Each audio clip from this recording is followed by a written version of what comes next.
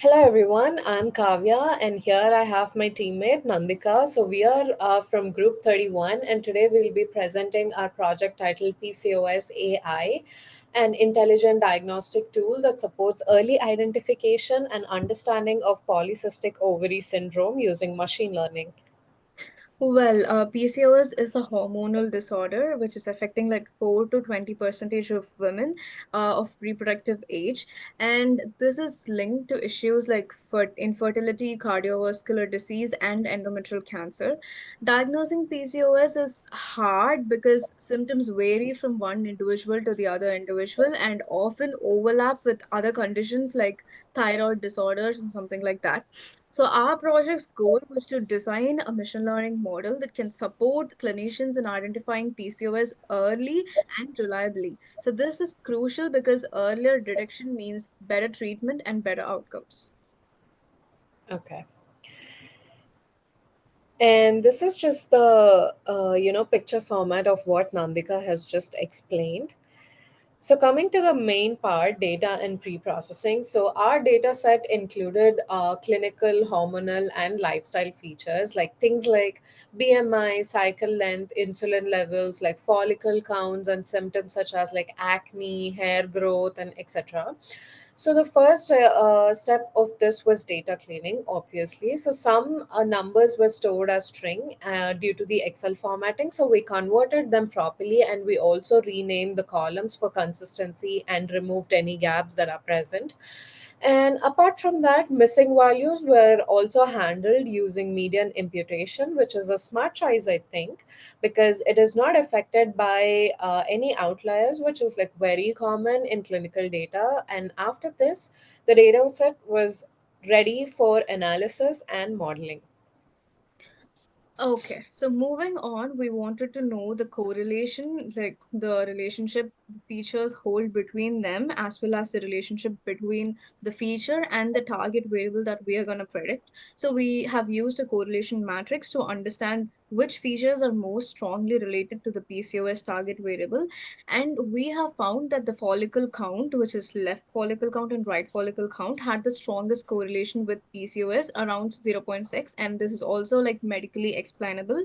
We also noticed another thing, which is multicollinearity. So, for example, weight and BMI were highly correlated because they are basically the same thing. They are feature engineered features. So, which makes sense because uh, like BMI, it is derived from weight and height. So to reduce the redundancy and also simplify the model, we removed these multicollinear features, and this would help the model to focus on features that add just unique information to the model. Okay. So, coming to the exploratory data analysis, as you can see here, we have put two different graphs, and this is basically like it helped us to understand and explore different features that are like behaved in PCOS as well as non PCOS cases. So, some features, like as Nandika talked about, like FSH, LH, cycle length, and vitamin D3, were highly right skewed, as you can see in this graph here. So, we use log transformations to normalize them, and we also used violin plots to visualize patterns. Let me show you here.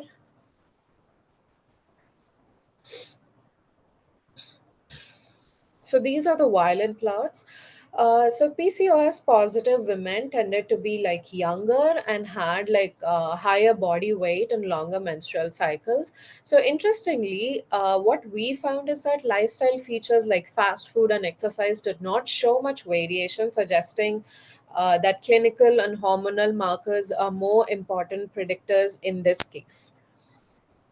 Well, moving on, we also wanted to try dimensionality reduction techniques because we had almost 44 columns and we did not want to complicate the model with all of those features. So we tested principal component analysis, and we found that while PCA still captured some structure and variability, it needed almost like 20 components to retain sufficient variance, which is like 95% of the variance. So since PCA transforms these features into combinations that aren't easily interpretable, and what we want is clinical transparency. So we decided not to use PCA in the final pipeline. And we all know that in medical settings, being able to explain what influenced a prediction is just as important as accuracy. So yes, we started with model building. Okay. So coming to the model building, so our first model was a random forest classifier, I'm sorry.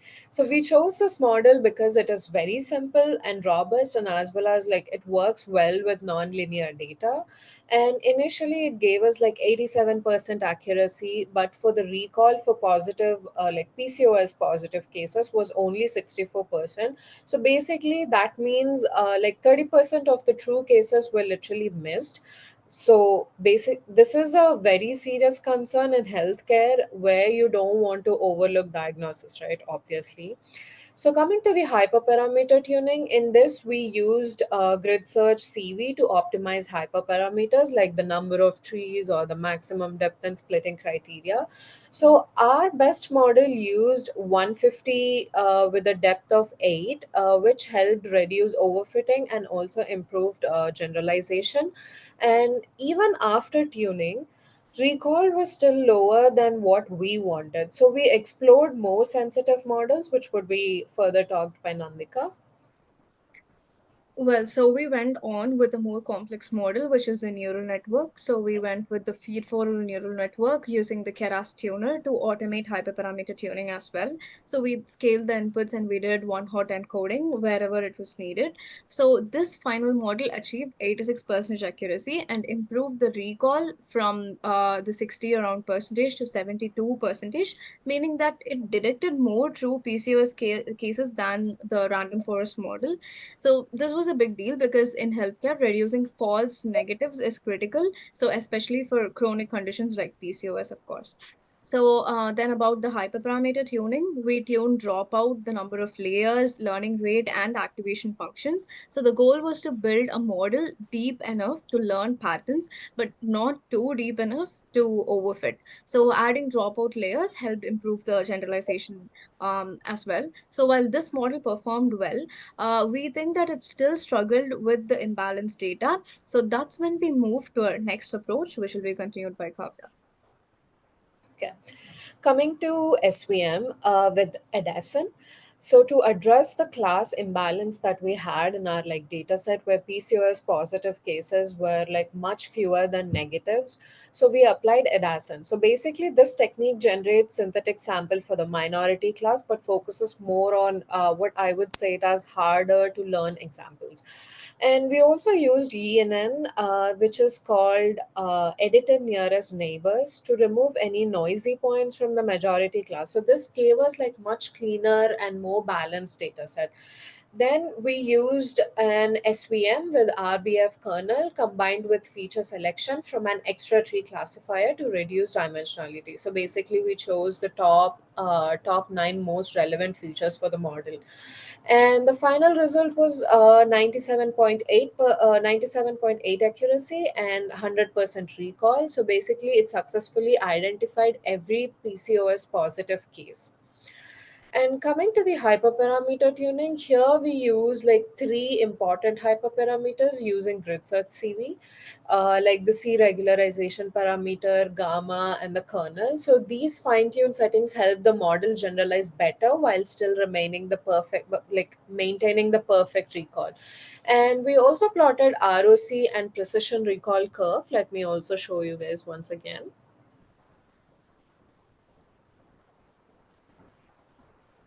So this is the ROC and precision recall curve, like both of which were confirmed how well the model performed, especially in identifying the minority class without sacrificing precision.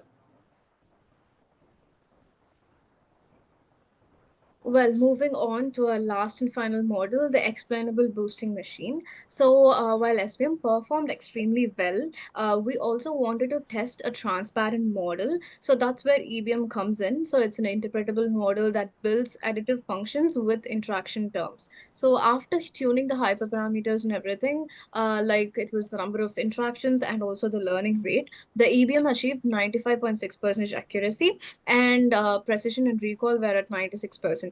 So it was like very close to the SVM, but the big advantage of EBM is its interpretability. So it can show exactly how features like follicle count or cycle length influence those predictions. So this is especially valuable in healthcare, where doctors need to trust and understand the model's decision making process before going forward with whatever they want to do. So here we could see how the EBM and its explainability has worked. So we take the feature, let's say skin darkening for this example. So if you see, the x-axis represents the value of the skin, which is like 0 to 1, and then the y-axis is the contribution of this feature to the final prediction score of the model. So around x is equal to 0, you can see the score is lower, means if there's no darkening, the model contributes a slightly negative or neutral score towards predicting the PCOS target if it's yes or no. And around x is equal to 1, the score is higher, which means that if the skin darkening is actually present, the model gives a positive boost towards predicting PCOS. So this level of interpretability is what we want in medical field. And also the gray band or line, which is seen around the blue line, is the confidence interval, or its uncertainty of the model's estimate at that point. So the bottom thingy, the bottom small line, it is the data density. So this shows how many data points fall into that each particular bin. And of course, as this is a binary categorical variable, it is between 0 and 1.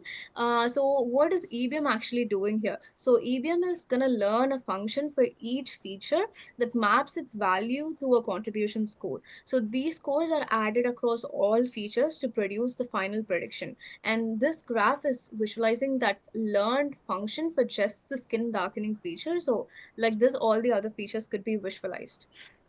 So to wrap it up, we could say that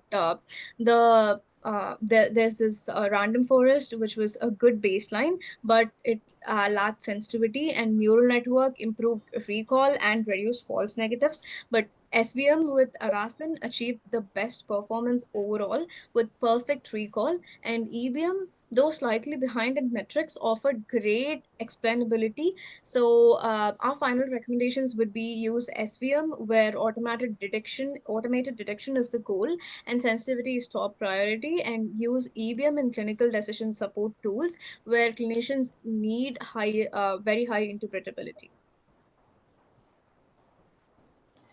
So that's all. Thank you for listening to our presentation, and we hope it gave a good overview of how AI can support like better PCOS detection. And we would be happy to answer any questions that you might have. Thank you so much for listening.